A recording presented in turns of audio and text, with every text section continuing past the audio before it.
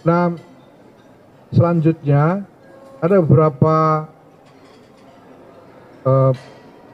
keputusan lagi yang dibuat oleh PBNU, yaitu bahwa pertama, PBNU memerintahkan kepada Lembaga Pendidikan Ma'arif dan Robito Mahid Islamiyah atau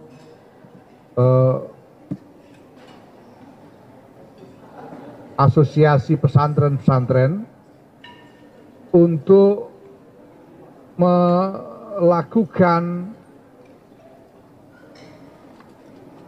penelitian menyeluruh terhadap laporan adanya upaya penyimpangan atau membuat narasi yang menyimpang tentang sejarah berdirinya NU.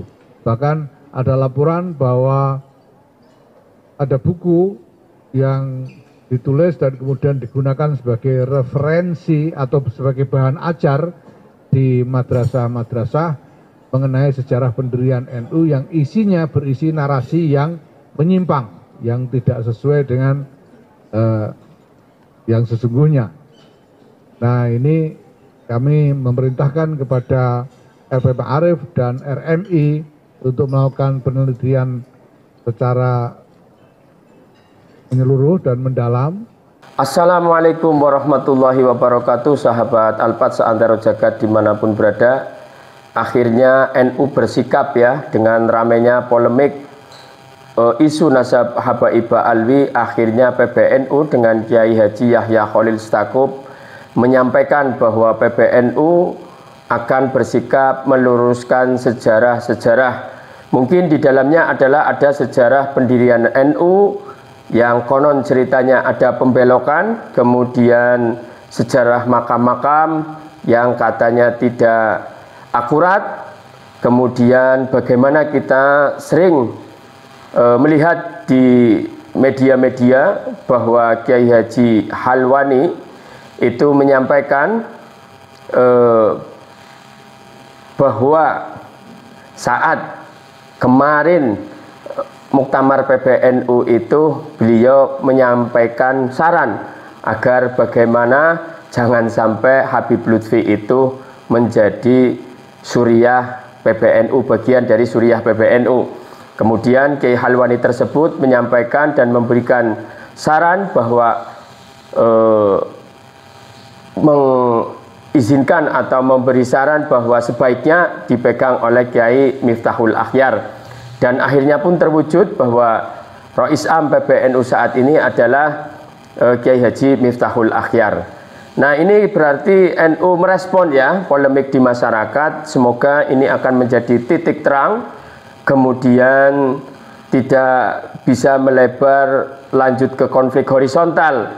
Konflik horizontal bisa dihindari dengan langkah preventif ini. Dan bagi yang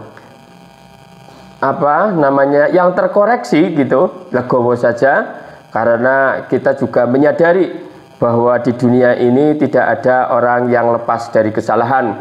Hanya saja orang yang baik itu menyadari kesalahannya kemudian memperbaikinya.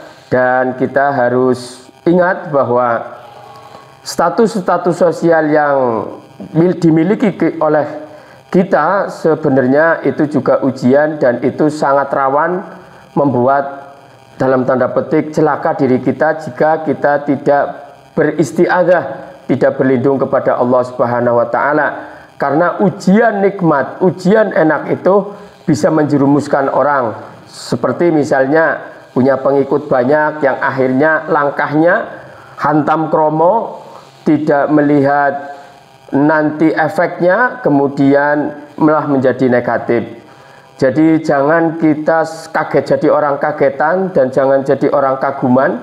Kalau kita banyak pengikut, ya sejatinya itu Allah sedang memberi ujian kepada kita. Dan apabila kita sedang dibully atau sedang dikritik, ya sejatinya Allah sedang mengingatkan kita. Maka kita harus waspada, wajib waspada.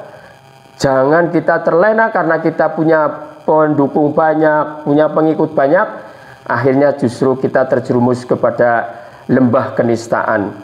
Semoga bermanfaat dan semoga kita mendapat perlindungan Allah Subhanahu wa taala selalu, dan kita selalu diberi rahmat agar kita bisa melaksanakan kebaikan-kebaikan, karena pada ending ujungnya adalah watawaffana ma'al abror. Kita semuanya adalah ingin mati dalam keadaan bersama dengan orang-orang yang berbuat baik. Subhanakallahumma wa bihamdik, asyhadu an la ilaha illa anta astaghfiruka wa atubu ilaik. Assalamualaikum warahmatullahi wabarakatuh.